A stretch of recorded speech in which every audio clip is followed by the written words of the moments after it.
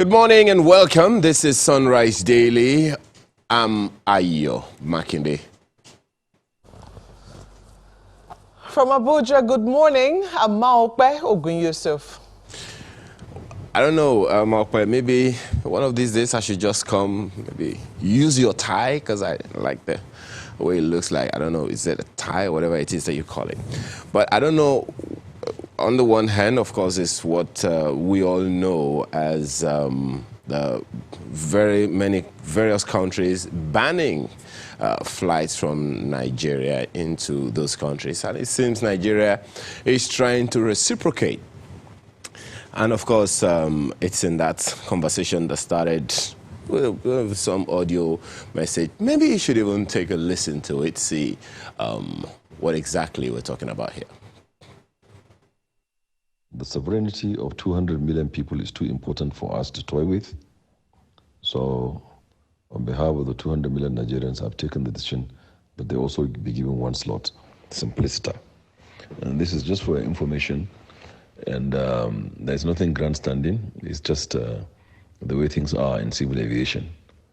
And with all sense of modesty, I've been in the industry for 37 years now.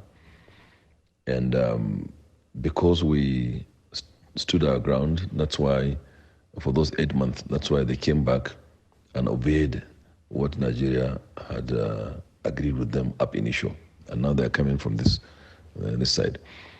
Then also there's the case of Saudi Arabia, who put Nigeria on a ban list, no visa, no travel, etc.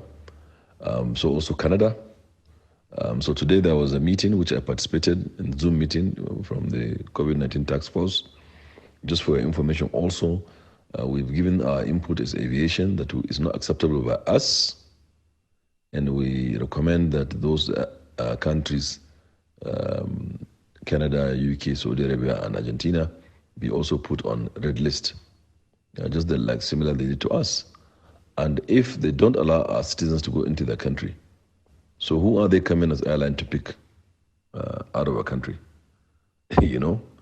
So they might as well stop coming. So I'm very sure in the next 3 days, between now and Monday, or perhaps Tuesday maximum, all those countries will be put on red list from the PSC, from the task force of COVID-19. And once they are put on red list, which means they are banned, then of course the airline would also be banned. It would seem like the aviation industry generally has been a major casualty in this whole fight against COVID-19. And there are also those who are speculating all kinds of speculations about this. What is this? There is the principle of reciprocity in diplomacy, which was referenced by the Minister of State for Health. And now this, and I don't even know where to begin. I guess we'll wait and see between today and tomorrow. Markwe? Well, I wish that, so what he said, a lot of what he said is good, and I think a lot of Nigerians might be happy about it. Well, of course, unless it affects some people's business negatively. But in terms of our pride, which has been hurt a great deal by this red listing, and also by the back and forth going on between us and the UAE, excuse me, I think that largely a lot of Nigerians will say at least we're able to, cover up our dignity, or, stand up and cover the hurt that has been done to us. I do know that there's an ongoing row. We do know that for going to up to a year now, there's been an ongoing row, with the Emirati Airlines as to what exactly is happening with Nigeria and Emirates. Now, I'm not... or should I say the UAE now? I know that the authorities have been largely silent on it. It's been very difficult to get the Foreign Affairs Ministry to comment on precisely what is happening. But I think that what we just heard from the minister gives some insight into what has been happening. There is that issue of reciprocity, which is supposed to be happening amongst amongst the civil aviation authorities of both countries. Usually when slots are allotted, they give your country a number of slots for your airlines, your national carriers to be able to land. As it stands, Nigeria doesn't have a national carrier, but we do have a private body which has been, carrying our flag, so to speak, and that is Air Peace. Air Peace for some time has not been able to make headway into the UAE, at least not as they would like. And it would seem that, don't forget that the president was there in recent times for the expo, and there was also, it would seem, some attempt at some reciprocal visit. And, we also took a business delegation there, which was supposed to be talking about economic ties, etc. And I'm sure this must have come up. So as a result of that, we understand that UAE's economic minister made a statement which Air Peace claims to be very untrue, that Air Peace was operating out of Sharjah Airport and that they were shifting and going back and forth and were not constant, so to speak. And Air Peace felt that painted them as an unserious airline, and that was not true at all. And they say, well, perhaps the minister had been misled. But what they do know, and what Nigerians do know for a fact, is that, the Emirates airline, which is the national carrier of the UAE, has been allowed back into Nigeria. It was seen that we were able to solve the row one way or another, and they were allowed to land at both Lagos and Abuja airports, but not Air Peace landing at Dubai's premium airport, which is the Dubai International Airport. They were told to go and land at Sharjah. Initially, I think they were given 3 slots a week. Then later on, it was reduced to 1. And I think they must have petitioned the minister. As a result, we heard just last week that I think the Emirates airline was now being given 1 slot as well per week. And as a result of that, they have now stopped all flights into Nigeria pending when all of this is resolved. So hopefully they'll be back at the negotiating table, and hopefully there will be some conversation. We've also seen the British High Commissioner try to explain that science is behind a lot of the decisions that has been taken by the UK. We've seen how Nigeria has, and a lot of Nigerians have protested vehemently that, what science is behind this. It would seem that Nigeria is about to embark on its own course of science. Let us see how all of this eventually pan out. I know that at the end of the day, to be honest, it is lives and livelihoods we're talking about here. Corona hasn't done a great deal of help, and it would seem that how countries are handling this is going to further hurt the economies of either countries. And it would seem right now, from what we are seeing, the relations of countries as well. But I think that these are the kinds of things, the kind of steps that force countries to come to the negotiating table. My only wish was that this was a formal announcement, not some leaked audio tape, because this will seem preemptive of what we should be expecting of the PSC and what should be expecting of the Foreign Affairs Ministry. Let us hope that the coming days would, shed a little more light into what precisely has happened, and perhaps we'll get a more formal statement with regards to what is happening with Nigeria and the UAE on one hand, and Nigeria, Saudi Arabia, the UK, and perhaps Canada. Let's see how things eventually pan out, Ayo. Well, most certainly, one thing will come out. Either it's a rebuttal or a confirmation. I mean, he has said in that audio, today, Monday, or Tuesday, that is tomorrow. So it's just 24 hours to that time.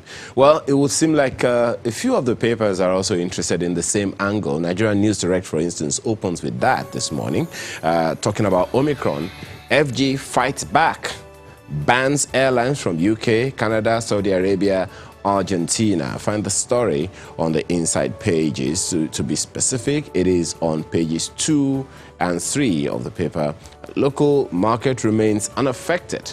That's the Nigerian News Direct lead story this morning, and so many other stories on its front page. Tackling insecurity remains Buhari's first priority. That's also on the front page of the paper. So many things to cover, but for now, okay, this one is interesting. eNaira, we have recorded over 34,000 transactions worth 188 million naira. That's ascribed to the CBN. That's on the front page of the Nigerian News Direct this morning. Well, I'm taking a look at the Abuja Inquirer, and you see right on the front page, the inside rot, ill-equipped labs, makes 200 million naira monthly, targets 400 million naira. We are evolving, says AGM. That's what we see on the front page of the Abuja Inquirer. They apparently have an investigation on the water board here in the Federal Capital Territory. And if anyone is a resident here, you do know that sometimes in the dry season, then you begin to ask questions of what's happening with the water board. There are a number of other stories here. Money claims, Bisi Akonde suffering from amnesia. That's according to Atiku. I'm still looking at the Abuja Inquirer, just in case you're wondering what paper that is. You have a number of other stories here. 20 billion naira bailout. Kogi government wants 35 billion naira as damages from EFCC. Northern governor under radar for 60 billion naira cash withdrawal. Just in case you're wondering which governor that is, perhaps there will be some information on page 3 of the Abuja Inquirer. Let's leave it there for the paper. New Telegraph is next. And it's also, we're still talking about Omicron. Source says UK may rescind travel ban on Nigeria, may revert to quarantine. Suspension of Nigeria-bound flights places airlines in a fix as low load amounts to economic waste. That story is on page 3 of the paper this morning. And under the pictures you see there, there'll be no APC by March, April next year, says IU. He also says party a contraption to capture power. APC is on vacation, says PDP. I'll shout if you don't do well, Wiggy tells party national chairman. Well, that's the details there. Now, in case you're wondering how Omicron variant got its name, the story is on page 8 of the New Telegraph this morning. Marco. Well, I've always wondered about that. I mean, how did they name these viruses? Well, there's Delta variant. I mean, you can understand Alpha, Beta, Delta, perhaps. But Omicron, from nowhere, we just heard a name, Omicron.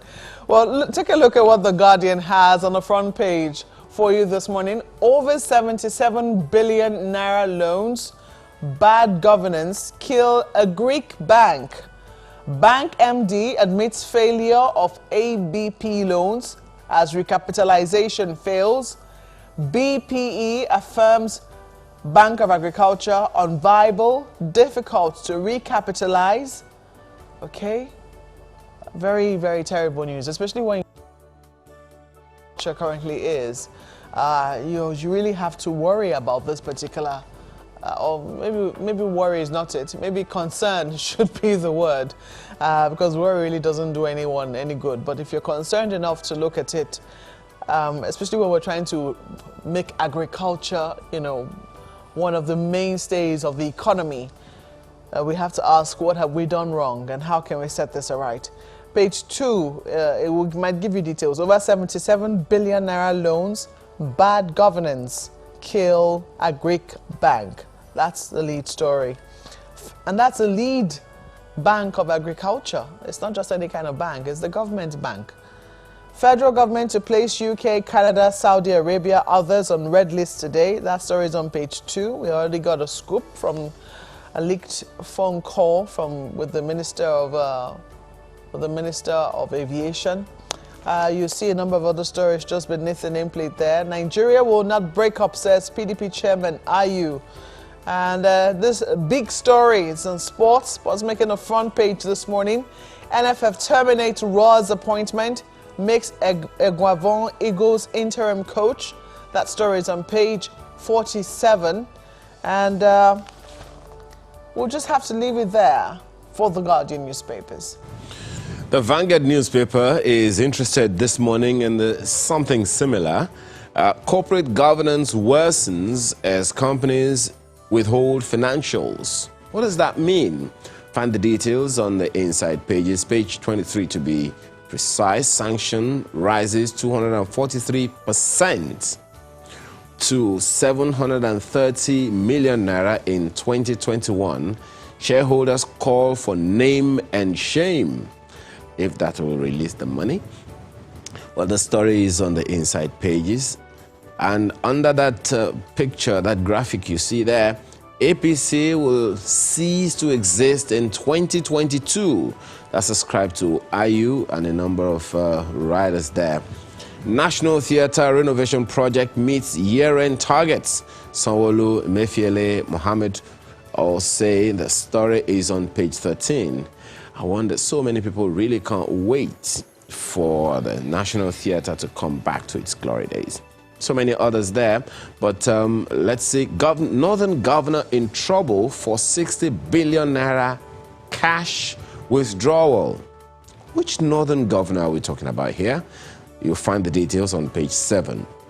Mr. and Mrs. very quickly. Mr. is saying to Mrs., your friend is rude and saucy.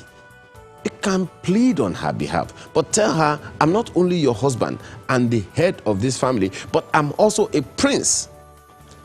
And Mrs. said, I said I'm sorry. Or do you want to call the palace guards? That's Vanguard newspaper this morning, Mark. Abio, mister. Well, don't let Mrs. Just accept her apology and let things be. Let's take a look at Daily Trust for you now. Passengers stranded over fresh Nigeria-UAE row. Agents, travelers count losses. Stakeholders commend federal government's tit for tat. Seek review of pacts. Federal government reciprocates travel ban against UK, Canada, Saudi. So that's all on the front page of Daily Trust this morning. You see there, passengers stranded over fresh Nigeria-UAE row. So certainly there will be casualties. Let's not even get it twisted. There are people who have made plans, and all of this is going to scuttle their plans for good or for bad.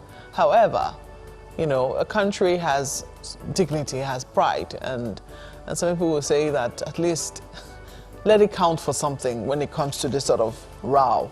Look at this. Reactions as Daura Emirate turbans Buhari's son is also a story that's on the front page. The picture there shows you what transpired over the weekend. President Muhammadu Buhari and other African leaders during the 60th ordinary session of the Authority of Heads of State and Government of ECOWAS held at the conference hall of the presidential villa in Abuja yesterday. So there was, Abuja looked a bit agog over the weekend. You could see banners of ECOWAS and some, I don't know the right word for them now, but maybe there will be signposts welcoming the presidents of these other African countries for this, their ECOWAS 60th ordinary session, which held here in Abuja. It looked pretty agog, but it happened without much ado. By yesterday, it seemed all was quiet again. By this morning, it seems we're back to normal. Take a look at what you have at the bottom of the nameplate here. Subsidy. Daily Trust economists seek injection of 2 trillion naira in education and health. So they're already setting an agenda as to where the money is. If we take it away from subsidy, where it should go. Education and health. And you also have this statement, what Buhari is doing to tackle insecurity. That's according to the presidency. And right beside that story, they have this pandemonium as kidnappers invade Taraba market, abduct traders. So a lot really needs to be done around security. But perhaps the stories on pages 5 and 8 might be reconcilable for you.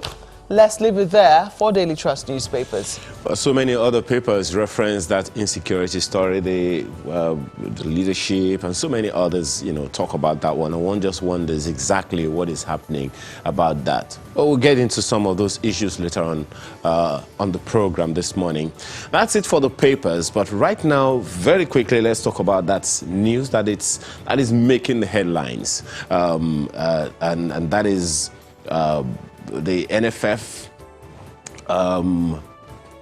sacking or terminating the appointment, the contract of General Rohr, Nigeria's national coach, and appointing Austin Eguavoen as interim Super Eagles boss. We have George Aluo with us this morning, a sports analyst. Thanks for joining us this morning, Mr. Aluo. Is this a long time coming, or is just one of those things that has just suddenly happened?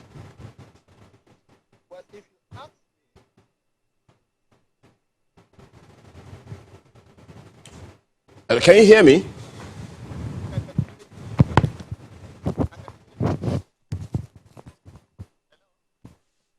Please go ahead. Okay, if you ask me, I would tell you that I think the sack of General Rohr was something that Nigerians have been expecting, yes, because Eagles of late have not been playing well. I agree totally, diametrically, that Eagles have not been playing well of late. But so many factors come into play. It is not all about General Rohr. So many factors come into play. General Rohr they have been fired. Well, I don't know where that leaves us, truly speaking, because if you ask me, General Rohr has not really reneged on his contract. Don't forget that he has qualified Nigeria for the Nations Cup in Cameroon in line with the terms of his contract. He has equally qualified Nigeria for the very last round of playoff for the World Cup, talking about Qatar 2022. So we have just 2 matches away to qualify for the World Cup. So technically, General Rohr has not really failed the country. Eagles may not have been playing very well of late, but so many factors contribute to it. Come to look at it, even the manager himself, he has not been paid several months before he was fired. The players themselves have been complaining. Don't forget that recently, Leon Balogun complained seriously over the fact that players are being owed bonuses. Bonuses that even date back to the Nations Cup in Egypt, where we qualified for the semi-final and lost to Algeria. So it has not. The problem of Super Eagles does not start and end with General Rohr. So I hope the Nigerian Football Federation would actually know this much. Where then would you say that this is coming from? I mean, this is a man who served with the Super Eagles for more than 60 months, and that's quite a record in a long time in this country. Where would you say this is coming from? Well, it is actually coming from the fact that Eagles of late has not actually been gelling. I agree with the managers of our football, talking about the Nigerian Football Federation. But they should have looked beyond General Rohr in taking some of these decisions. Because like I said, it has nothing to do with General Rohr on the loan. But I get that, but that's why I'm asking, if it is not... How would you get a Yobu, for instance, to become an assistant coach of the Super Eagles when he has not coached anywhere before now? Who imposed Yobu on General Rohr? Where did Yobu coach before? Because did General Rohr ask for an assistant like Yobu? The answer is no. So you are calling for a kind of investigation? Yes, because the problem of Super Eagles go beyond General Rohr. And again, government themselves are not putting enough funds into Nigerian football. If you look at Ghana, for instance, to qualify for this World Cup, to this last playoff, Ghana's government has invested over $9 million into the Black Stars of Ghana. What has our government invested into the Super Eagles? Even the corporate bodies themselves, what have they invested? Don't forget that a corporate body agreed to pay General Rohr's salary before he was signed on. Why is it that same corporate body did not pay General Rohr as at went you? Every day the Nigerian Football Federation keeps signing fresh contracts, fresh agreements, fresh sponsorship deals. Why is it that the same Nigerian Football Federation cannot meet up it with financial obligations to both the Super Eagles technical crew and the players? The General Rohr that you have sacked now, you are owing him several months' salaries. The compensation that is due, are we ready to bring money and pay him? The answer is no. So it just goes beyond sacking the man. We need to do the right thing. Look at the Super Eagles, the environment under which we play. Today we play in Uyo. The next day we are in Asaba. The next day we are in Lagos. It is not good for the national team. Okay. As we speak now, the Super Eagles have no home where they call their own. Even the Lagos that they came to, The Teslim Balogun Stadium now has been banned by CAF. So we are not getting things right the way it should be. And if we continue this way, even under Eguavoen, we will still go to fail. But, you know, talking about Austin Eguavoen, I mean, this is not the first time, that, you know, he's having to play the role that he's been asked to play again. How do we ensure that, what's the assurance that this is not going to happen again? It's not just going to be replaced like it was before? Exactly. And the only assurance is that the young man is paid as at when due. If you ask him now, even as a NFF technical director, he may be owed most of salaries. Eguavoen, I'm sure, has not been paid in the last few months. So how do you not expect a man who has not been paid to deliver? These are the fundamental questions we need to ask. For you, then, the issues are primarily that of welfare. What other issues are there that you think are crucial if the sports minister, for instance, is going to take these issues on? Yes, I've given you an example now. Good thing, the Abuja National Stadium is now up and running. We saw it with the Presidential Cup that was decided yesterday. The Super Eagles need to have a venue that will call home of our national team. This idea of taking the Eagles from Calabar to Uyo to Asaba to Benin and then to Lagos, we need to address the issue of even pitches. I don't understand how a country like Nigeria do not have pitches that we can say are good. If we cannot solve the problem of pitch, basic problem, then there's a problem.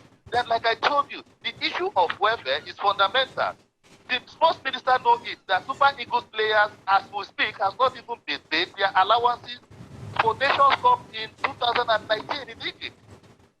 These are fundamental problems. And when Leon Balogun raised the issue the other time, some people called for his head. The Genotra that was sacked, now I don't have a problem with that. But are we ready to pay him his compensation? So NFF just released a statement that they've ended their relationship with Genotra. That is not true. Genotra will take them to court of arbitration in sports and demand for his money. Okay. Eguavoen that you have appointed interim manager, ask Aloy Ago, the Super Eagles goalkeeper trainer, how much he's being owed. So nobody delivers in an empty stomach. That is the truth. Well, we need to put more money and invest more money in football if we want to succeed. Okay.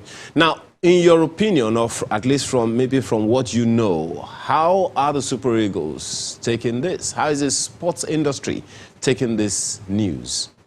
I know that the Super Eagles players themselves will not support the sacking of Genotra because they know that the problem of the team goes beyond the manager. We need to do a total overhaul of the way we run football in the country. We need to invest more in the game. If we invest more in the game, we've got the talent, I must tell you, my brother. We've got the talent. Very young team, enterprising players, a team that has the likes of Untidi, a team that has the likes of Chukwueze, a team that has the likes of Osimhen shouldn't be struggling against Cape Verde. But you bring them today to play in Lagos, the next day you take them to Benin.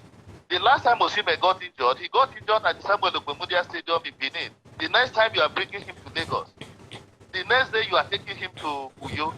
And these are the challenges that this team face when they come home. And when they come home, they don't even play on a good surface. The kind of surface that they are used to in Europe. We all know this. Once there's a drop of rain that is a Balogun Stadium, the boys can no longer express themselves. Okay.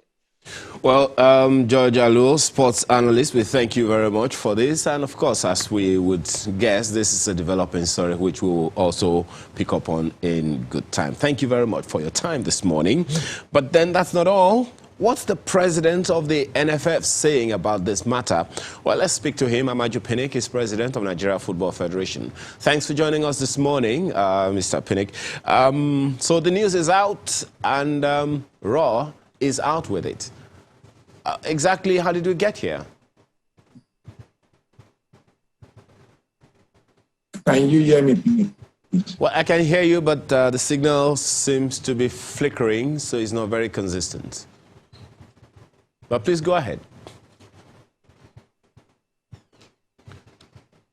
Okay, well, I think we will try to call him again and get him on another, via another means, you know. But then I don't know if we have that slide ready of the NFF on Super Eagles coach, where it says, well, part of that statement says the relationship between the Nigeria Football Federation and Mr. Rohr has come to an end. We thank him for his services to the Super Eagles and to Nigeria. That is what we have now, and so far we're just hoping that at least some news will come again and we'll be able to get it. But we'll be right back to speak with Mr. Pinnick for a few seconds, and then we can take on other issues. Stay with us.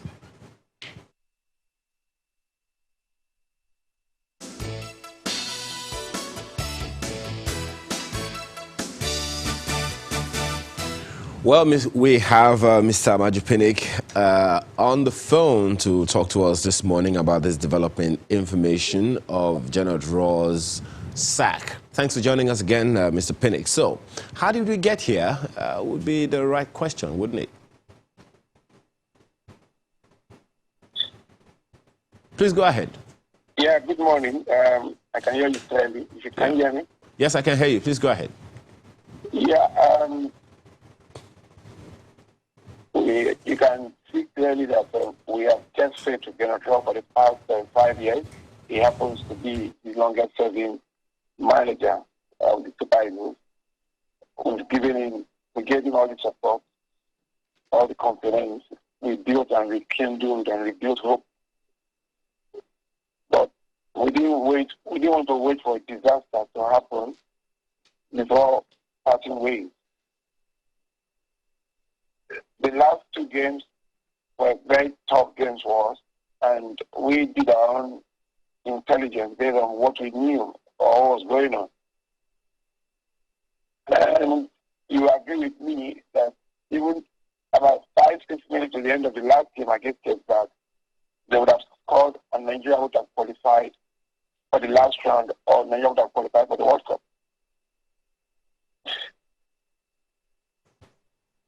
It wasn't an individual decision. It was a collective decision by the entire executive committee. Okay. Well, we got reports. Listen, we got reports from the technical committee. We got reports from the strategy committee, and we put all these things together. And at that point, if we have continued, we look at all the statistics. Yeah, we're winning our games. We were struggling in Benin. We were leading 4-0, and they came from behind. If they had got to under 4-5 minutes, perhaps we would have lost that game. You know, so how did that happen? So there are a lot of things we took into cognizance. But when you part with it, you don't want to start ascribing blame. You just let it go and let us face the future with renewed hope and renewed zeal. You know, and that's what football is. It's been here for 5 years. We did everything that we did, but one major factor was that discipline in the team. They lost practically the dressing room. Discipline in the team was at its lowest edge. And once you lose discipline, that foundation of the team has cracked. Players will not turn back at you. Players will not believe that, listen, they are indisposable. A lot of factors that will not militate against the team. So, and there are so many things you people do not know. So, but we need to keep it, because leadership is all about protecting whoever is working with you, so that in case he wants to go and work anywhere else, we can still recommend it. So, but we don't want to go into all those things. We just try to take the bull by the horn at this time before a disaster. You know, we might go to AFCON and exit in the first round. Well, Mr. Pinnick, we might decide not to. Yeah. The disaster was about to happen. So we try to take that bull by the horn and say, okay, no, let us avoid this. Let us take this risk and see what we'll do from this angle. Okay, but there are those who, for instance, Mr. Aluo, that we spoke with earlier, said that one of the major issues that should concern the NFF is the welfare of the technical crew in its entirety. He alleges, for instance, that just a second, let me just conclude the question. He said, for instance, that the man in question, Janet Rohr, for instance, hasn't been paid for months. I mean, that's what he said. And he also says that even some of the Super Eagles players themselves are not, they do not perhaps feel well motivated enough because maybe some of their allowances have not been paid. It is allegation. How do you respond to it? Then, the Super Eagles, what are their bonuses? The Super Eagles are all super players in their various super teams. Now, we are not the only matches. We are going about two matches. Just two matches of all the matches we played, both AFCON qualifiers and both the World Cup qualifiers. So that is not even, therefore, cannot draw. I know we paid him about 5 months, we paid him about 3 or 4 months. And you see, all our sponsorship, when George was talking about us signing various contracts, all our sponsorship is like a particular program. We have a sponsor that pays Genetron. We're engaging even last week when we're engaging in today again, but we can even see their sponsor. You can see what happened to them in the oil field. Okay. I tell you, in Bayelsa. So it will not be good for us at that point to start putting pressure on them, knowing that they are spending millions and millions of dollars in trying to put out the fire in their oil field. Just a quick one, Mr. Pinnick. Just a quick one. Just one question about this. And once they come through to us, we should be able to pay him off and pay him for another 6 months. You know, we know okay. what the Well, just to be clear, our Mr. Pinnick, just 1 second, just to be clear, is the NFF owing Mr. Rohr? Do you what? Is Mr. Rohr being owed any money, any backlog? Yeah, I agree. I'm not going to tell you we're not. We're owing him a couple of months. We cleared up 5 months. Perhaps that also begs the question of motivation here. If the head of the technical team is being owed, just a second. If the head of the technical crew is being owed money, that definitely says something about motivation and performance. So could we say then that the NFF is equally culpable in the failures that we have recovered so far? He knows that. Listen. Go ahead. In the past, he knows that has never been. He knows that we always keep faith. Once we receive money from my tell you today, that same day we transfer to him. We pay him immediately. And that is what we do. He knows that. I mean, that has never come to play. He knows that. Now, going into the nitty-gritty, and our players, we don't just go out to say, since I came up as president of the Nigerian Football Federation, their welfare has been 100% better than most countries. I can tell you, wherever they are playing, they go with brand new planes. Wherever they are, have you ever heard that Super Eagles will talk in the airport? No. Okay. If they are going to Ghana, they go on charter. If there are any hotel they are staying, we make sure they stay in the best hotel. We give them total 100% welfare. You know, in terms of accommodation, in terms of feeding, in terms of medical. Everything is top notch from the Nigerian population. That we do not compromise. Okay then. Now, well, just one. We're running out of time, Mr. Pinnick. Just a second. Just one very quick one, and then we can close this. Is Austin Eguavoen being owed any money? Austin Eguavoen's salary is tied to Austin Eguavoen's salary is tied to what's called our FIFA operational fund. So it's not being owed a dime, 1 dime. Okay. So we can guarantee that he's not going to suffer the same fate he suffered before. Or not. The issue is there are a lot of issues going on globally, not just in Nigeria. So we are not excited that we are owing anybody. As a federation, we are struggling in ensuring. You should understand that we have 11 national teams. It's not just the Super Eagles. Okay. Well, Mr. Pinnick, I guess that's one of the reasons. That's one of the reasons that you applied for the job of president of the NFF, and we expect that you will do the best that you can to ensure that things are done the way they ought to be done.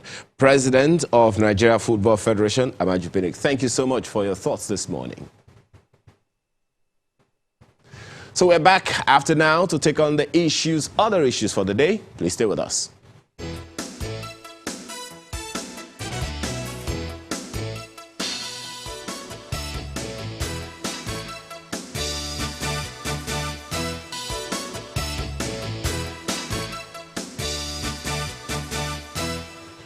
All kinds of security challenges continue to dog different parts of the country. In the past week alone, Sokoto, Borno, Kaduna, Imo states recorded different levels of insecurity, and that's just those that we are able to report. There are several others that may never get reported.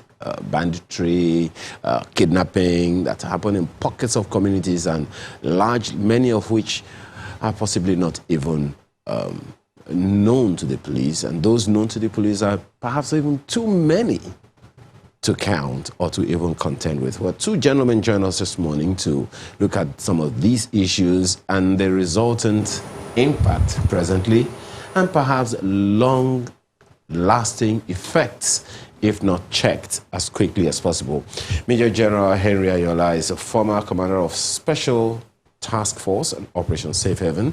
He joins us here in the studio. Thanks for joining us. Thank you. Good morning. We also have Lieutenant Commander John Danjuma, who is a former Navy intelligence officer, also here with us. Thanks for joining us. Thank you for inviting me, Ayo. Yeah, we tried to secure the presence of the Director of Defense Media Operations, but it's not available yet. Hopefully, we will get him to talk on these issues as well, at least what is being done about it. Well, General, one of the things that has been said about this over and over again is the need for collaboration among, security agencies.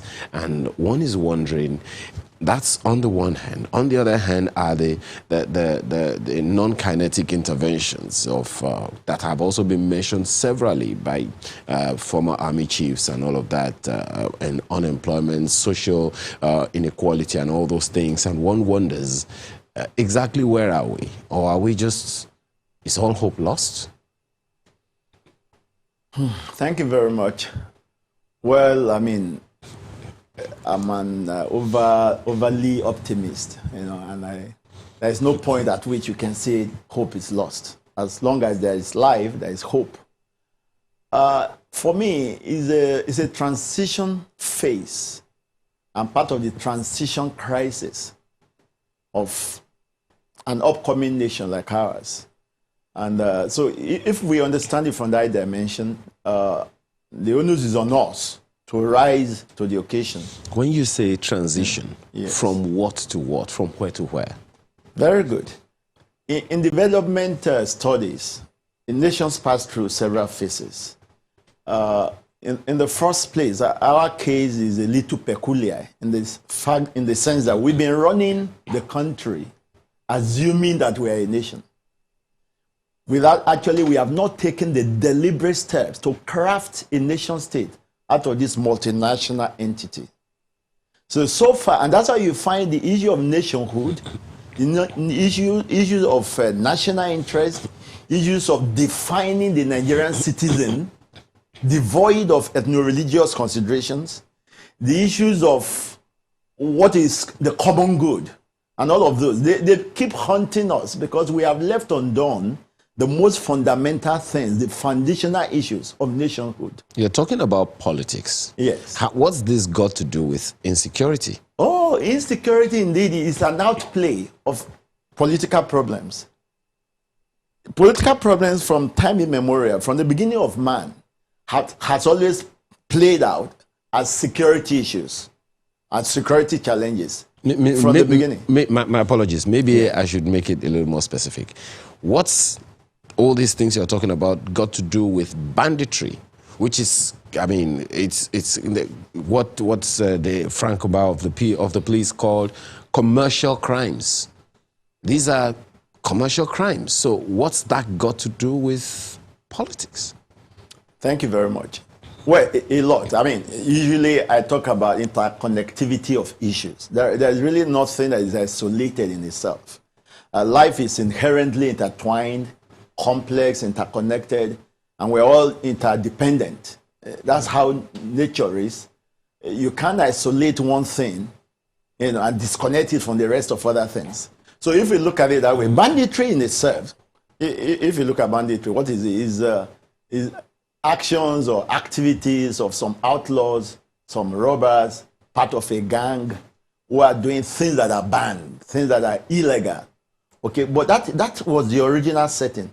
In fact, banditry in this country goes back to the early 94, 98, around that period, when the internal crisis in some of our neighboring countries, began to play out with some of their people spilling over, crossing our borders, in the northeastern part of the country initially, And at that time, there was a task force that was set up called Task Force 2.0, which metamorphosed to the multinational joint task force with the headquarters in Baga.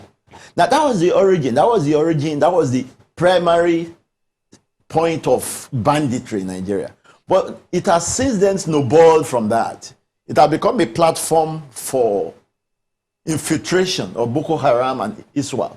So, in fact, right now we have about 5 different components of bandits in Nigeria with different backgrounds. So, lumping them up into one single, mold will not even help us to solve the problem. We got to isolate the different components and deal with them based on their foundation, their background, their nature, their propensities, and all of that. You'll have to give us those details a little more. But let me, first of all, let me have the opening comments of Lieutenant Commander John Danjuma on this issue. First of all, do you agree with him? Yes, of course. The interconnectivity of things, of the system, even the world system. If you think you can isolate yourself or banditry and think it is not related to the happenings politically or economically or even nationally, then I think you'll be making a big mistake. If we try to solve our security problems by just focusing on security issues, leaving out the causes, the causative factors, we are likely to end up where we are today. You cannot divorce, for example, the fact that very few people see themselves as Nigerians. Even leaders, national leaders in the political space, have not demonstrated that vision of one Nigeria. You see them projecting and promoting their faiths and their ethnic leanings higher and above the national interest. So, without vision, people cast off restraint. When there is no vision of one Nigeria, and you begin to pull in different directions, direction of your ethnic group, and how many are we? In hundreds, or faith. What you end up with is confusion. So I believe that we need to stop pretending that we have a nation. How we get that done will be a major question to ask. How we even begin to contemplate looking at these issues that you gentlemen are raising is what's a little befuddling, because at the end of the day, it will seem like it's the citizens that are cannon fodder. But let's explore this a little further after this break.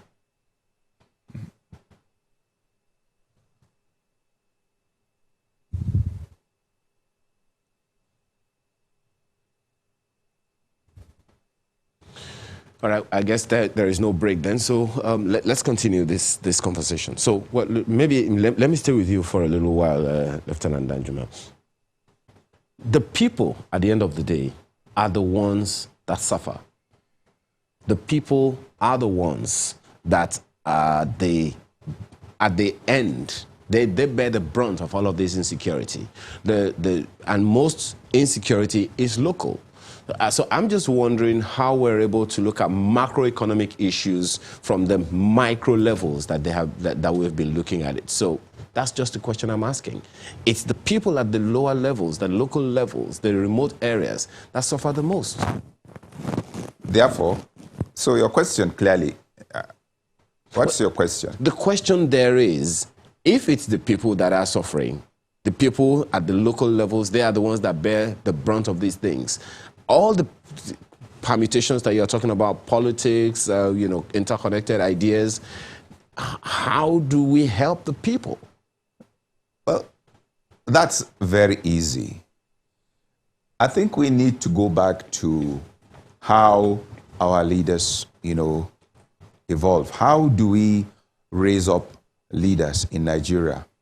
If you listen to the news, for example, what you hear is the president has to come, 2023, the president has to come from this area, and most of the discussions are based not on the qualities expected of a national leader.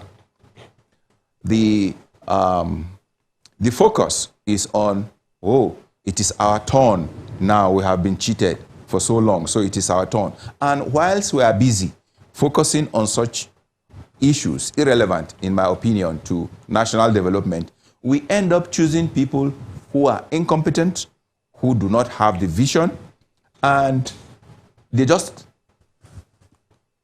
turn the situation into the kind of topsy-turvy confusion we have. So I believe that one of the first things we should do is to ask ourselves, how do we choose our leaders? For me, I've always said that it's an aberration when you are building a town, for example, you allow the town to just evolve. And then when the development doesn't suit progress or movement, you now start breaking houses. Then the political system or the evolution of political parties or the political parties that should evolve, you are now structuring them. For example, saying that before you form a political party, you have to have federal character, you have to have offices in Abuja, Once the political space, is not open for people with ideas, only people who have money, only people who are close to those who have money, you end up only with money bags who may not necessarily have the interests of the poor people at heart. And as the leadership goes, everything rises and falls on leadership. If the leaders don't get it right, I don't think we should reasonably expect the followers, to follow suit or to provide the leadership. But again, that raises even more questions. But let's stay with security because, that really is the conversation that we're having now. Just recently also, we understand that the Chief of Army Staff has warned of possible increase in activities of bandits. Just the same way at the beginning of last year when, COVID-19 hadn't really, penetrated the system, the police said there's going to be an increase in domestic, crime, misdemeanor, misbehavior, offenses that will literally jar us. So it's not like we don't know that these things are going to happen. Increase in activities of bandits. That's already been speculated by the Chief of Army Staff, and it is saying it's going to happen in the year ahead. Can we mitigate this? Well, you are making it difficult for me to focus on the solutions because you are saying that, let's go back to security. As you are just speaking, as you're just talking, I remember a few days ago around Ojodu when the truck, crushed those students, I saw the ferocity, the anger, of children, just less than 20 years, the anger they expressed, they were throwing cudgel stones and reacting in such, you would be afraid, to see the level of animosity, the antagonism that these children were expressing, which reminded me of the COVID-19, what do you call it, when they broke into the warehouses where they were supposed to be palliatives and start distributing. Now, if you factor that, the economic situation and what the government is saying, that by next year, is it February, they would they are planning to remove the fuel subsidy. Imagine the level of misery. Right now, we have the largest population of dirt poor, of wretched people in the world. Are you telling me that there is no connection between the level of misery, the level of deprivation and hopelessness, and patriotism, and crime. So I believe that we need to speak sense to ourselves. We need to remind those who are comfortably sitting down thinking that all is well, that wherever you have young men who are hungry, wherever you have young men who are destitute, then you cannot, no matter the kind of security system that you design, it's not going to work because, as you said, in the various localities scattered all over the length and breadth of this nation are young people who have no hope. Okay. Well, there's so much to talk about on this because, as General Ayola has said, we can't lose hope, but we have to do what we need to do. What do we need to do? More on that after this break.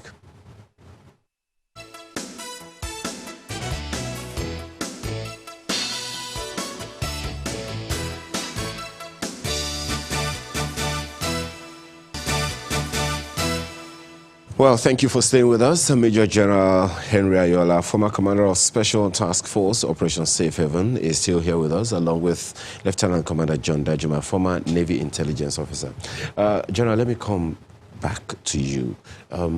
The issues that we are dealing with as far as insecurity is concerned, they are not new, or are they? That's a good question. They are not new in one breath, but in the second breath, some of them are new. We are talking of a whole gamut of security challenges that have come to a head. So when we talk of newness, the issue of banditry, for example, like I told you, the origin, and I say it has snowballed from that initial beginning, which were like casual robbers who just needed to survive and all of that. But now it's become a platform. Like you said at the beginning, it's become a commercial platform for some. There is a component of banditry that is actually a clash of ethnic clash, that started it off. Okay, there is a component, the Boko Haram ISWAP component, that became the cover for them to infiltrate to different parts of the country. So that while we're still thinking that they are in the northeast, surreptitiously, clandestinely, they have gotten themselves to other parts of the country. And that's what happened, so that, under that cover, they can carry on with their original agenda unnoticed. So those are some part of the new manifestation of the same problem. So that's what is going on. Well, so many things to ask you, and Markwe has some of those issues to raise. Markwe? It is very difficult to know where to start from when you look at the tangent that our security chiefs have taken on the matter this morning. But we do know that it was not always like this. We do know that we followed, because listening to General Ayola, he said that we're transitioning, and you asked the question, Ayo, rightly, transitioning from what to what? It's a very big question, because if where things were, people were hoping that things would get better politically, and then their lives are now in constant danger. There are questions to be asked of what is happening with the security agencies, what is happening to the leadership of those who are supposed to be steering the security agencies. Where is accountability in all of this? Because it would seem that now so many deaths are occurring and there is nobody being held to account. How can we begin to entrench once again accountability for our citizens from the security agencies and also from political leadership? The question is to General Ayola. Thank you very much, Markwe. Well, we've gone through this a number of times, even here. But we must keep talking and keep hoping that some of these ideas will one day be implemented. Very clearly, it's obvious that we are dealing with so many issues at the same time. Even the best of the armed forces or security agencies of the world have a limited number of fronts they can engage at the same time. Okay? So let me start with the armed forces in particular, or the army in particular. Okay? It's obvious, it's been said again and again, that these forces are already overstretched. The army in particular is overstretched. And there's no doubt about that. You're not going to do any magic. We need overwhelming force to take on these issues. In fact, if we isolate Boko Haram and ISWAP alone, we need about 3 times the strength, the armament, the resources that we have right now to deal with that alone. So by the time you add the banditry issues to it, then you're talking of additional forces required, additional resources required. We are not addressing that. So I don't know what we are expecting will happen, because there's no shortcut about that. The military, the police, we are under police. It's been said again and again. I don't know why it is a problem for us to recruit more of these services to get the work done. I mean, I gave the example. When the Civil War started, we had 5 battalions in the army. By the end of the Civil War, we had 4 divisions. Yeah, what happened? Because there was a necessary surge, a boost of the force if we were going to get the work done. So why is that not applying this time around? How many times do we need to go over that? I mean, what are we expecting will happen? If you are trying one thing is not working, how long does it take to switch and try something else? There's a need for emergency recruitment, emergency commissioning, if even recall of some officers who retired who are still useful. We don't have a well-articulated policy on reserve for the armed forces as of today. But we can craft one now. There's nothing too late. Solving problems is what life is all about. Okay, so there's so much that can be done that we have not done. So there's still so much. And that's why I'm so hopeful that if we take some of these steps, we can solve these problems. Our armed forces I know the quality of officers and men that we have. The younger generation are actually better than us. This is a generation that are dealing with a maneuverist approach to warfare, to operations.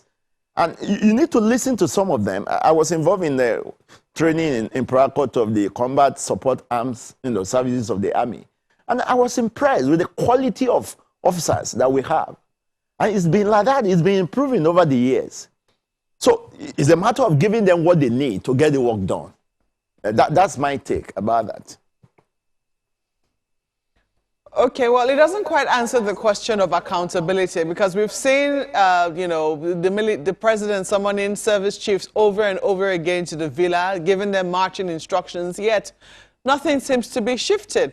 So let me ask you, Lieutenant Commodore John Danjuma, what precisely is happening? Because for a lot of people, they believe that intelligence is at the heart of this. You worked in the intelligence community for many years. I'm wondering, did we not see this picture? Were we not able to envisage that this is what the problem is? One thing for us to lack, certain equipment and not be recruiting at the pace at which we ought to be recruiting. But in terms of envisaging the problems and perhaps even putting some maybe political solutions in place, did we see this coming at all? Did someone mention catch-22 situation early? I think yes. General Ayola mentioned something like that. Well, because we do not have enough policemen, we've decided to now bring in the army. Even after bringing in the army, we have discovered that that has not solved the problem. Who was it that first said, the police are meant to serve and protect us, while the army is meant to fight against the enemy? When you bring now the army to do police work, the people they are supposed to protect will now become the enemy. If you remember, the former chief of army staff estimated 20 years that would be how long it would take to solve the terrorism problem. And he mentioned that it is because the various localities are not loyal. They are more loyal to the terrorist groups, than to the military. And therefore, they are open to giving them information about the movement of the military instead of the other way around. So before you even get information or intelligence from any community, you have to be, in good rapport You know, you have to be on friendly terms, communicating with them, you know, like brothers, like friends. But when they see you, as the situation is, anytime you bring in the military, who are trained to fight against your enemy, chances are the information will not flow. And because everything is based on intelligence, you keep on having, you know, these ambushes. How many generals have we lost, you know, based on the information that the locals give to the terrorists? So for me, it is hearts. How do we win the hearts and minds of the Nigerian people? How do we make them seek to protect a system, you know, that doesn't take care of them? You know, we need to see that what flows naturally, patriotism, is actually a reaction. It's not an action. It is a response to something positive that you feel in any society. So if the Nigerian people are treated well, I am telling you, you know, based on experience, that people will even give you more information that you would ask for if they feel that that system, you know, that they are giving the information to, will protect their interests. That's my take. If indeed, because the picture that I mean, you're painting, yes, can apply to the generality of the public. We've seen protests in times past. Just last year, we saw the NSAS protests. We've seen a few protests here and there to try and highlight what you've just talked about, how the security agencies now then become enemies of state, so I mean enemies of the people. But speaking more specifically to the banditry in the Northwest, what has been termed, what is actually terrorism? It's now termed terrorism in the Northwest of the country, because initially we thought they had to have an ideology, as we saw in the Northeast. But the manner in which these people have carried out their activities, you know, have now, you know, heightened, or has now made us now call them from, you know, from a court ruling. Now they're now being designated terrorists. But when you look at how they've carried out their activities, they're obviously not protecting the people. So what is it that they're doing for the people that is making the people want to give them information instead of our own security agencies, which is supposed to be protecting the people in the first instance? Yeah, I think we need to distinguish between banditry and terrorism. We may decide to call banditry terrorism, but terrorism by itself has some political motive, ends behind it. A terrorist causes terror in the hearts of people to paralyze them in order to gain political power. But a bandit actually does it for commercial means, and the way to fix them, you know, is different. A bandit, for example, you know, that is why we have said that since there are so many ungovernable spaces within the Nigerian space, and bandits, you know, crime is fluid, crime is dynamic, but we have a system that is static, you know, and that is already solidified. We need to have a system that evolves, a system that moves even ahead of the terrorists. And that means at the localities, you have a means of fighting and, you know, reducing the response time. You cannot tell me that if communities are attacked, maybe 100 people on motorcycles attack a group of villages, and then they spend like 4 hours, you know, in killing, stealing, and destroying, before finally, after they depart, the police or military come. You know, that is an inefficient and irresponsible way of dealing with the situation. We have said that there is nothing wrong, you know, in communities themselves being trained. You know, you look for responsible people within such communities, you train them, you know, on how to handle these weapons and on how to protect themselves, on how to set people who are watchmen who will give early warning of any approaching danger. You know, these things are just simple. If there is, you know, I just wrote something. I said, who are those benefiting?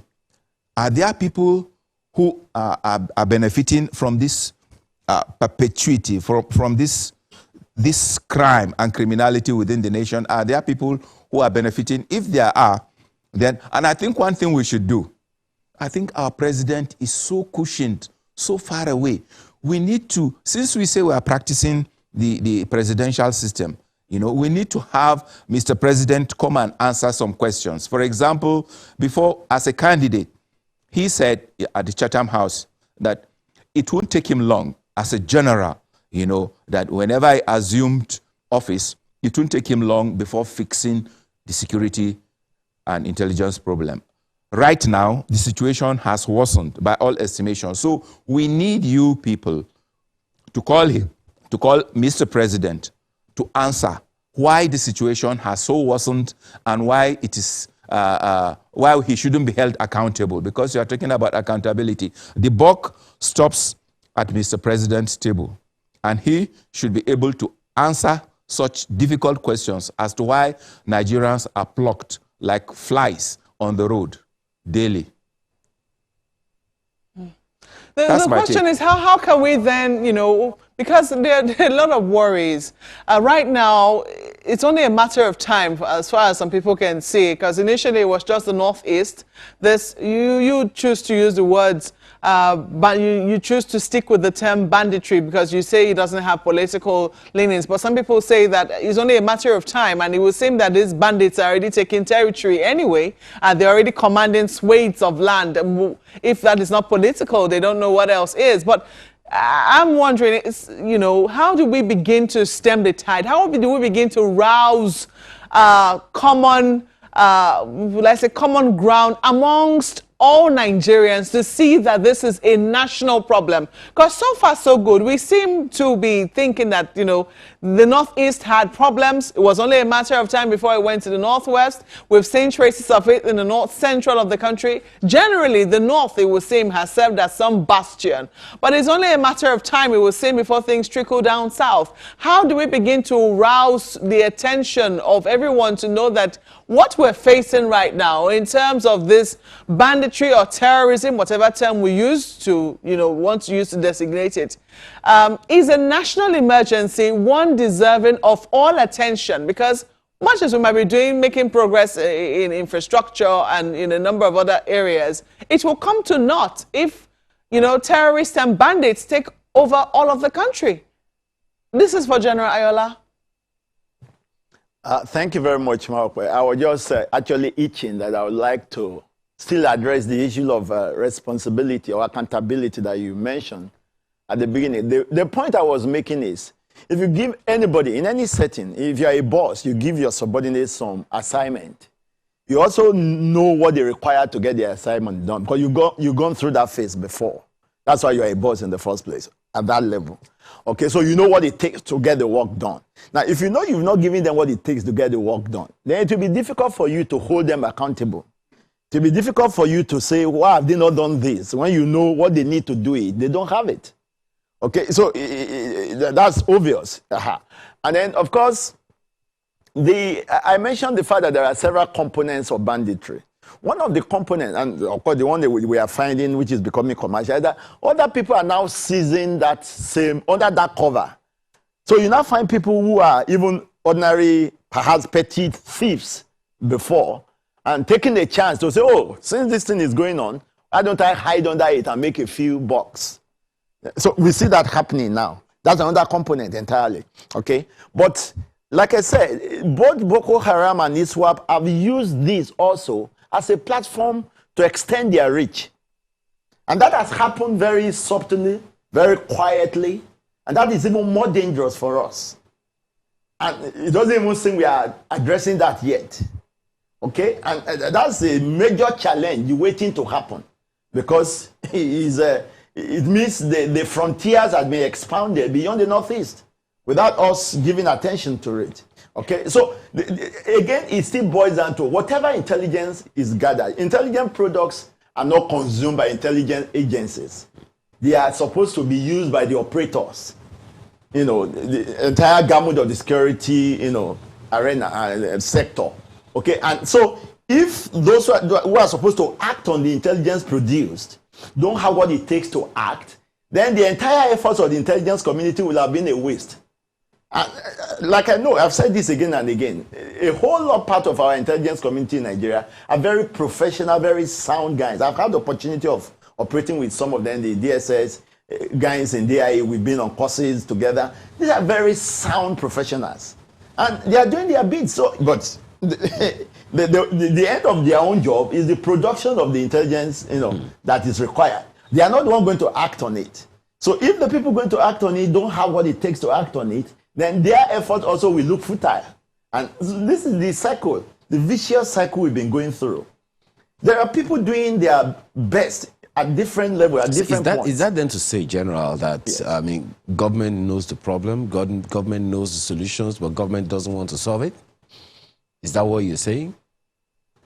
Let's look at it this way. Like John said, I don't think anybody is happy at the state of the nation today.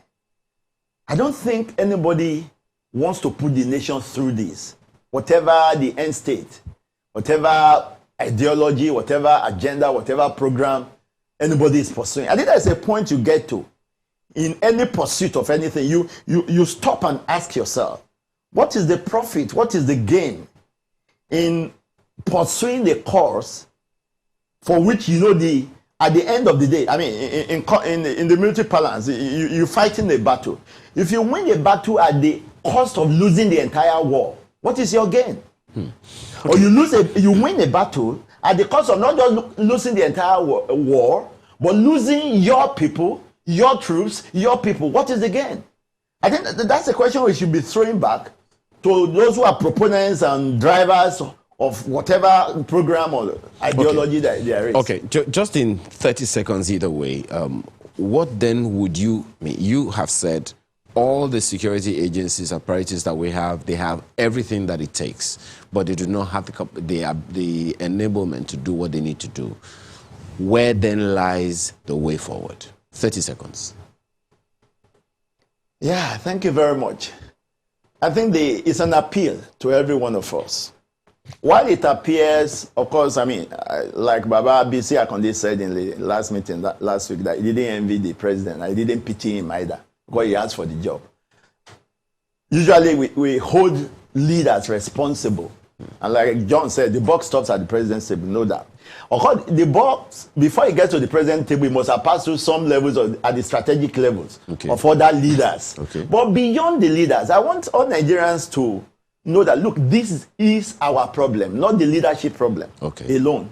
The elite in particular, the elite class is a major solution harbinger if only we play that role as it ought to be. Okay. And so there's a need for elite consensus, there's a need for conversations that will lead to that. Okay. Because even if you have the best of leadership, the best of president, if the elite class continue in this conspiracy to hold Nigeria where it is, nothing will go. Commander, 30 seconds. Yeah, just yesterday in Benin, our neighboring country, I read about a former minister that was found guilty on terrorism charges. On Saturday, they actually jailed her for 20 years. So we should also look at political opponents, because she's a woman, I may not swallow that story. We should realize that some people are so blinded by their political ambitions that they could be funding or supporting, these acts of terrorism and criminality. Okay. Well, gentlemen, there's definitely a lot more to talk about, concerning this issue. We can only thank you for now for your intervention in the conversation. Major General Henry Ayola is a retired Army officer and former commander of Special Task Force Operation Safe Haven. Thank you so much for your time. Thank you very much. As well as Lieutenant Commander John Danjuma, former Navy Intelligence Officer. Thank you for joining us this morning. We'll take a short break now, and Sunrise Daily returns with some health issues. Stay with us.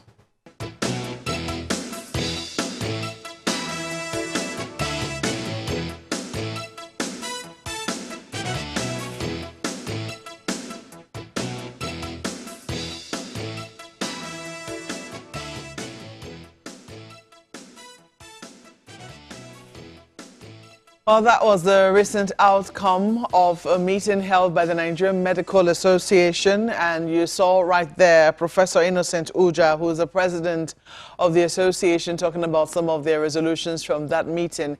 He joins us now via Zoom from Benue State. Prof, you're welcome to the program this morning.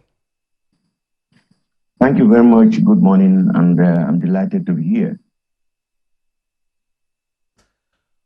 Well, a lot of concerns which you raised in that particular resolution, which you read out to the hearing of Nigerians, of course. But we do know that before now, there was a meeting at the presidential villa, which was supposed to be addressing the issue of brain drain in the medical sector. You were a part of that meeting. What was the outcome of that meeting, and what steps have been taken in the direction to try and solve the problem? Well, thank you very much. The issue of brain drain has been a serious problem to us as medical practitioners, as Nigerians. A lot of Nigerians are going out of the country for very many good reasons. The reality is that we didn't have any meeting in the villa. What we had was a courtesy visit to Mr. President, during which we emphasized the issue of brain drain affecting the health sector in Nigeria. And we actually pleaded with him to ensure that this brain drain is reversed. Otherwise, Nigeria will be worse for it. He listened to us and he agreed with us. Now, I'm not sure what has happened since then, but we believe that he needs to quickly direct the appropriate agencies and ministries to ensure that we have a roundtable meeting to be able to find out what could be done. I think we largely know many of the reasons. Many of the reasons are poor work environment, insecurity, poor remuneration, and poor equipment to work with. I think these are some of the issues. And of course, what we call the pull factor. The pull factor is the fact that the remuneration and the environment in other countries like Europe and America and Saudi Arabia is far, far, far better than Nigeria. And like I had said before, and I say again, that no doctor would want his children to be out of school children. We want to have the best for our children. As a matter of fact, we believe, and any good parents who want to have his children grow up better than him or her. And we believe that the appropriate thing to do is to have a conducive environment to work. As you know, we've lost over 20 of our doctors to COVID-19. Many of our doctors are abducted and kidnapped. And once there is insecurity in the land, as it is, because it becomes very difficult for people to stay.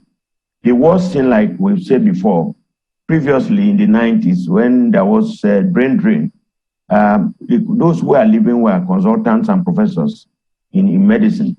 Unfortunately now, as our younger ones, the house officers finish their job, their house job, and probably finish their NYSC, they are outbound. And some of them don't even wait to do house job again because they will say bye-bye to Nigeria. Now, what we do? Can we allow this to continue on end? I think the best thing to do is for us to find solutions to this hydra-headed monster. It's not too difficult to reverse, but we need commitment, we need focus, and we need clear understanding. The need to ensure that the few that we train stay back to render service to our people. As you know, over 50% of our doctors are outside of the country. We estimate that about 80,000 Nigerians have been trained as doctors, but only about 40,000 that are at home. And this is surely not enough, not adequate. Even where they are going to, their services are better than our own. It is also true that they have more numbers of doctors than we have. And therefore, apart from the pull factor, probably many of our people would have stayed behind. So the long and short is that, one, we need conducive environment to work with, equipment, good remuneration, People must be paid. You imagine that we've been discussing the issue of hazard allowance, which had been 5,000 naira a month for as long as you remember. And we started this discussion in April. Up to today, we have not finalized the issue of hazard allowance. And that is just hazard allowance. It's also true that the medical lecturers have been having a lot of problems with their payment. They find that if you are an honorary consultant in the hospital, you earn double what they have. The same or even more senior consultant will earn if it's a university lecturer. So many of them are disenchanted. Many of them do not even want to teach anymore. Very soon we'll lose medical lecturers because they believe, and I agree with them, that they need to be paid commensurate to their status and knowledge and experience. I think that we have so many problems in the health sector, and we should not make it worse than what we have.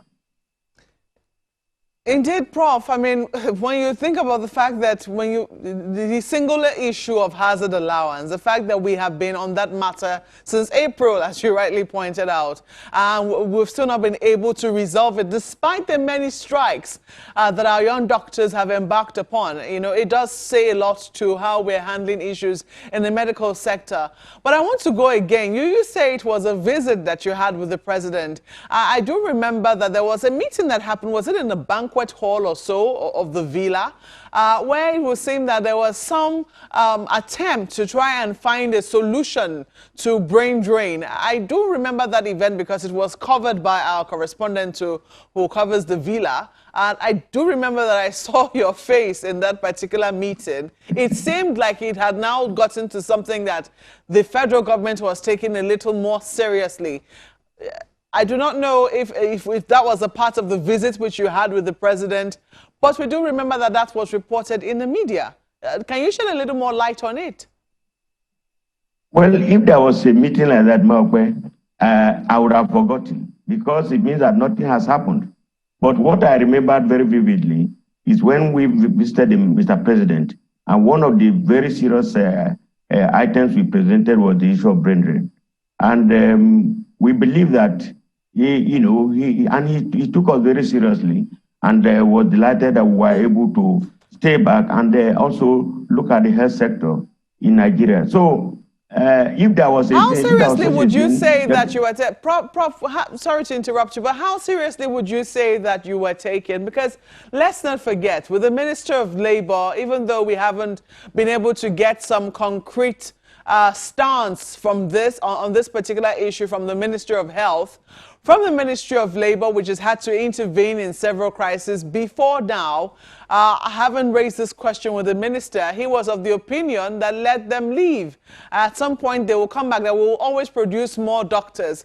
That was the stance maybe a few years back. We do not know if it has changed, especially when we now see that the examinations or the recruitment agencies who are recruiting for other countries from our country seems to have become more aggressive. They're taking more people, even people that ordinarily you would not have thought would show up at those recruitment exercises are showing up. But have we seen a different attitude from the federal government, different from what was expressed initially by the Minister of Labor, saying, let the doctors go, we will always recruit more people, or we will always be able to train more people? Has there been a change of attitude or stance from that? Well, thank you very much. What the Honorable Minister said, I think he's alone on that. No other person agreed with him. And I think that it's also self-peddling on that issue, because there's no way he could just say the doctor should leave or that we have enough doctors. Initially, I thought it was misquoted. But it will appear that it's not, because many other people, we visited one of our past presidents of this country, and he was teasing us to say that the Honorable Minister of Labor said that we had enough doctors, because at the time we were appealing to him so that there should be intervention to stem the tide of this brain drain. And he jokingly told us that after all, our Minister of Labor said that we had enough doctors. We felt that that was not appropriate, and looking at all the facts that are on ground. He is alone in this regard. The other thing that I thought probably would have helped to address this is the health sector reform committee, which was put by Mr. President. And we are waiting for that committee to be inaugurated so that we will put our facts on the table and then we can see how far we'll go with that, because we believe that that is an avenue to be able to, dissect the issues as they may be so that our health can come back to normal again. Unless that is done, I have not Prof, seen will it any be other right to say, thing. sorry to interrupt you, Prof, once more. Will it be right to say that there is fire on the mountain in the healthcare sector and really no one is running to put it out? Will it be right to give that particular sort of image? Well, as a scientist, I will have to have evidence. I have not seen fire yet, but things are not, all is not well with us in the health sector. And that is why the Nigerian doctors cry out at any slightest opportunity, because we are the custodians of the health of Nigerians. And if we are the custodians, then we will respond appropriately to issues, both negatively and positively. You recall that we even appreciated the president for his unflinching support to end the crisis, the NAD strike in the health sector. You do not categorize, sorry, Prof, you do not categorize the brain drain in the sector. The fact that you are even saying that our teachers, our medical lecturers might soon begin to leave as well. The fact that we're losing consultants, the fact that we're losing young people in the healthcare sector who have not even done their housemanship and now begin to go outside of this country. You don't think that's a fire? Well, no, I didn't say that those who have not done their house job. I say after house job, they will not do the NYSC and they will go. Obviously, that is why we are crying out that we need intervention. We need urgent intervention to stem the tides. There is no doubt that many more Nigerians, Nigerian doctors, not just doctors, I believe even the nurses are leaving once they have the opportunity. But like we have always said, Nigerian doctors are very well trained, and people are looking for them. Unfortunately, it will appear to me and to many of us that we are not appreciated in this country. Otherwise, how can a lecturer in the university be receiving half of the amount of money his colleague, who probably is not as experienced or in terms of exposure and in terms of input, to be earning more than half of what is earning? It's not fair. And I know that the MD that's the Medical and Dental Consultants Association of Nigeria, is interfacing with the Nigerian Income, Salaries and Wages Commission in this regard. We believe that something good should come out of that, because there has been some positive responses from the chairman and his members. But the earlier they do that, the better. Because in all honesty, the statistics shows that many Nigerian lecturers would stop giving lectures to students. They will even prefer to be honorary. Prof, I can understand your reluctance. Sorry to interrupt you once again, Prof. But I can understand your reluctance to want to use the term fire. I mean, you're not a fireman. But would you categorize it a national emergency? At least that term you are familiar with. Would you say that all that you have described right now, bedeviling the health sector, the fact that you're also asking for help, crying out for help, according to you, would you say that what you're crying about can be termed an emergency in the health sector? Well, yeah, I think that is better for me, because when you say fire, I have not seen fire, so it is difficult to say there's fire on the mountain. But the truth of the matter is it's a national emergency. It's an understatement. We have cried and cried over this several times previously and now. And in fact, we need the urgent intervention by Mr. President, because the situation, if not addressed, we will find out that things will get worse and worse and worse. And Nigerians are living. We know that there is... it is interesting that you're seeking, Prof, just 1 minute. It is interesting that you're seeking the intervention of the president. You have not mentioned the minister at all. Is it that it is beyond his level, or is it that from what you've seen, he's not interested? Well, probably it's beyond his level because we recall that when we went to meet with the president, we paid a courtesy visit on him. One issue that we brought out clearly was the issue of brain drain. And if that had been sorted out in the ministry, then the president need to hear about that. But it did not be resolved, and we do not know the way out. Like I said, the issue of the health sector reform committee that was put in place, if it had been inaugurated, then we know that we'll put our cards on the table, and then we'll discuss, dissect issues, and see how best we will be able to stem the tide and improve the care and the work environment in Nigeria, and also improve the quality of care of our patients, for which we are trained. It is very worrisome that have you tried any engagement at the level of the ministry? I do not know what has happened at that level, but it does speak volumes that you're seeking presidential intervention in this matter. Well, I think it's not out of place to run to Mr. President, to discuss, to intervene. We had series of meetings with the Labor Minister, where the Minister of Health was there. And each time we meet, we put all these things on the table for discussion. But unfortunately, it appears that nothing has changed, because really nothing has really changed. If anything, things get worse. What I'm saying is clearly an understatement. If you are in the health sector and know what is happening, it is not just correct, it's not good. We need to ensure that we redeem our image in the health sector. If we have to achieve universal health care coverage, if we have to move towards the sustainable development goal, then we must change the dancing tune. It's very, very important. The drum beat must change, and our dancing tune should change. Otherwise, what needs to be done right now? What needs to be done? You said this is a national emergency. Even if the president is going to act, he's going to act through parastatals and ministries. What do you think needs to be done as a matter of urgency to at least stop the bleeding first?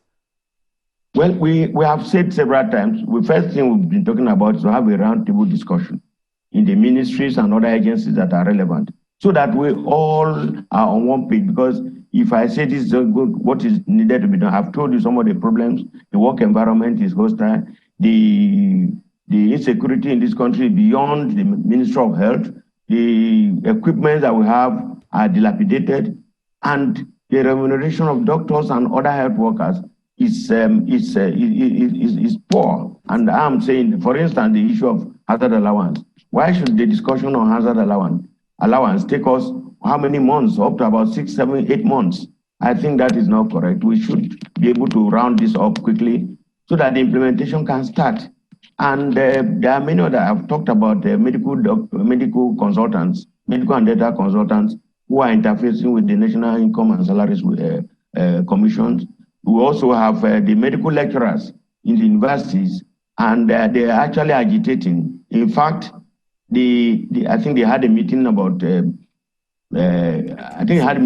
Saturday or Sunday, and I'm still waiting to hear from them. But the reality is that we need to intervene. How to do it? We must come to a round table to discuss it, because it is enormous. The problems are enormous, and we need to solve this. We cannot run away from this if we have to look after our patients and Nigerians. Well, Prof, we have to thank you for your time this morning. We sincerely hope that those who are who you're speaking to this morning would hear your voice and would see that this is truly an emergency and that the lives of 200 million Nigerians are at stake here. We have to thank you for your time. Professor Innocent Uja is the president of the Nigerian Medical Association, and he's been speaking to us via Zoom from Otukpo in Benue State. Well, let's take some mails now. We believe that we have a few of them. Ayo, over to you. We do. Quite an interesting conversation you had with the president of the NMA there. Let's hope, as you said, someone is listening. Louis Afolabi is talking about finding lasting solutions to insecurity. I strongly believe that the way out of our present war against insurgents is to focus on cutting off the manpower and weaponry supply to the insurgents. How can you allow bandits or terrorists unrestricted access to supply of men, materials, and food, and at the same time expect the insurgency to end? That's almost impossible.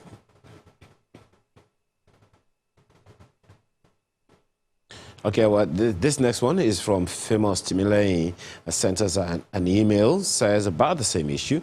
Recruiting and commissioning of officers and men depends greatly on the ability or effort towards achieving a particular goal. There's no amount that is too much to spend on security.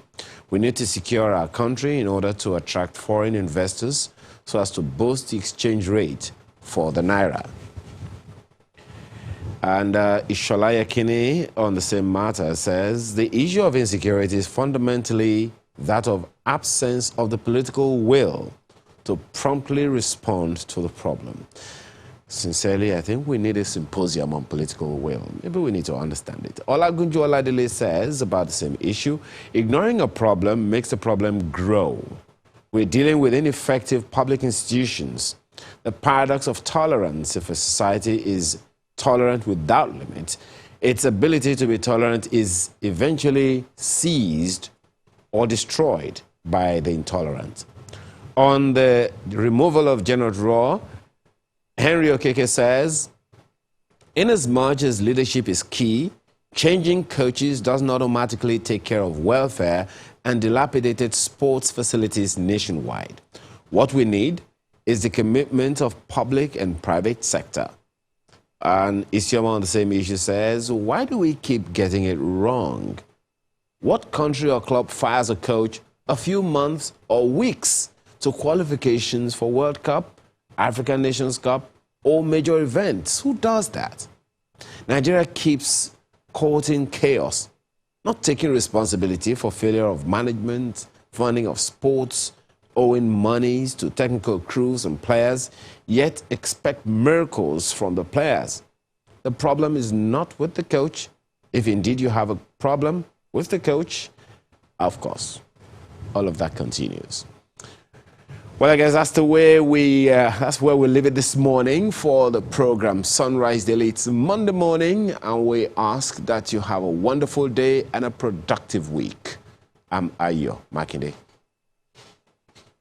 And hopefully you won't have to have a symposium on political will to get that done. Well, thank you for watching this morning. I'm Maokbe Ogun Yusuf.